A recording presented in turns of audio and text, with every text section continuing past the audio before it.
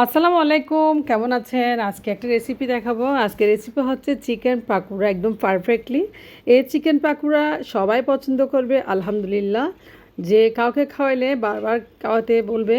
তো আপনারা চাইলে খুব চটজলদি চিকেন পাকুড়া বানিয়ে বাচ্চা এবং বাচ্চাদের স্কুল টিফিন বা মেহমান আসলে রেস্টুরেন্ট বানাইতে পারেন।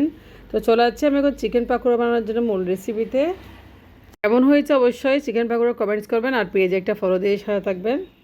তো চিকেন পাকোড়া বানানোর যা মূল রেসিপি যাচ্ছে এখন। তো এখানে চিকেন নিয়েছি 150 গ্রাম মতো, এখানে হাড় ছাড়া চিকেন নিয়েছি। এখানে আমি হাড় ছাড়াই চিকেন দেখেন আপনাদেরকে দেখাচ্ছি। অবশ্যই চিকেন পাকোড়ার জন্য হাড় ছাড়া চিকেন নেবেন।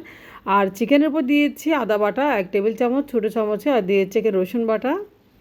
তো চিকেন পাকোড়া বানানোর আগে চিকেনটা একটু ম্যারিনেট করে রাখলে আসলে ভালো, চিকেন পাকোড়া অনেক মজা হয়। দিয়েছি হলুদের গুঁড়া, দিয়েছি এখানে মরিচের গুঁড়া, লাল মরিচের গুঁড়া অবশ্যই ব্যবহার করবেন। সাথে দিয়েছি এখানে কিছুটা গরম মশলা।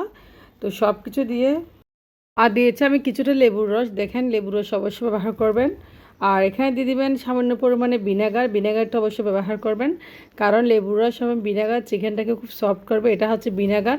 তো ভিনেগার সামান্য পরিমাণে দিচ্ছি, মানে সিরকা আর কি, আচারে যেটা ব্যবহার করি। তো ভিনেগার আর লেবুর রস মুরগির মাংসটাকে একদম সফট করে ফেলবে, নরম করে ফেলবে। যেহেতু আমরা পাকুড়া বানাবো, চিকেনটা একদম সফট হতে হবে। তো দেখেন এখন মেখে নিয়েছি, ম্যারিনেট করে রেখে দিয়েছি একপাশে। এখন আমি পাকুড়া বানানোর জন্য বাকি প্রসেসগুলো করে নেব। এখানে কাঁচামরিচ, পেঁয়াজ, ধনিয়া পাতা খুব সুন্দর করে কেটে নিয়েছি, যতটুকু প্রয়োজন ততটুকু কেটেছি।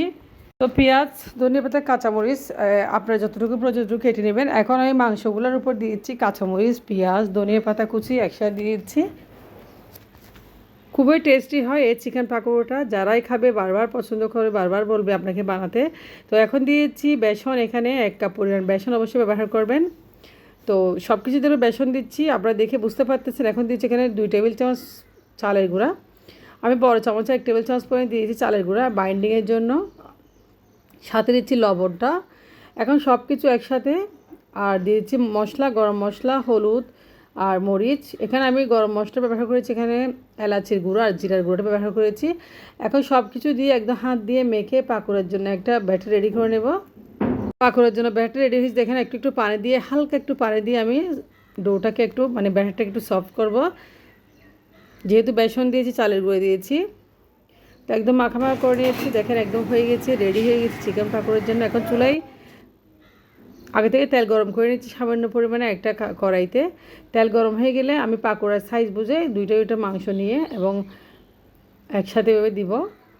তো একটা পাকোড়াতে যেন 2টা মাংস পড়ে সেদিকে অবশ্যই লক্ষ্য রেখে পাকোড়াটা বানাবেন, কারণ পাকোড়াতে শুধু মাংসগুলো একটা পাকোড়াতে পড়লে হবে না, হিসাব করে এটা বানাতে হবে। তো দেখেন তেলে ছেড়ে দিয়েছি পাকোড়াটা, এখন তেলে ছেড়ে দিয়ে উলটপালট করে ভেজে নেব। আর পাকোড়াটা লালচে কালার হয়ে গেলে এক পাশে, অন্য এক পাশে অবশ্যই উল্টে দিবেন। এর আগে উল্টে দিবেন না। দেখেন পাকোড়া এক পাশ হয়ে গেছে, আমি অন্য একটা পাশ উল্টে দিয়েছি, মাশাল্লাহ। এভাবে সবগুলো পাকোড়া আমি এভাবে বানিয়ে নেব স্টেপ বাই স্টেপ। তো দেখেন পাকোড়ার কালারও চলে আসছে মাশাল্লাহ। এখন পাকোড়াটা আমি চুলা থেকে নামিয়ে নিব। তো পাকোড়াগুলো চুলা থেকে নামার পর দেখেন কত সুন্দর কালারটা চলে এসেছে মাশাল্লাহ। দেখতে যেমন হয়েছে মাশাল্লাহ, খেতেও তেমন হবে। এইভাবে বাকি পাকোড়াগুলো একই প্রসেসিং আমি সেম প্রসেসে ভেজে নেব। দেখেন তো পাকোড়াতে একটু পেঁয়াজ দিলে আসলে বেশি ভালো লাগে, ক্রিস্পি ক্রিস্পি হয়। এই পাকোড়া আসলে অনেকক্ষণ ধরে ক্রিস্পি থাকে চালের গুঁড়ো দেওয়ার কারণে। তো এবার সবগুলো পাকোড়াই বানিয়ে নিব।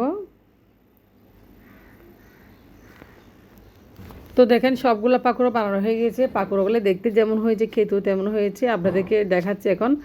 মাশাল্লাহ কালারটা অনেক সুন্দর হয়েছে। এই পাকোড়াগুলো একদম চচের সাথে আপনারা চাইলে চচ বানিয়ে খেতে পারেন, এতই কুরকুরে মুচমুচে চিকেন পাকোড়া।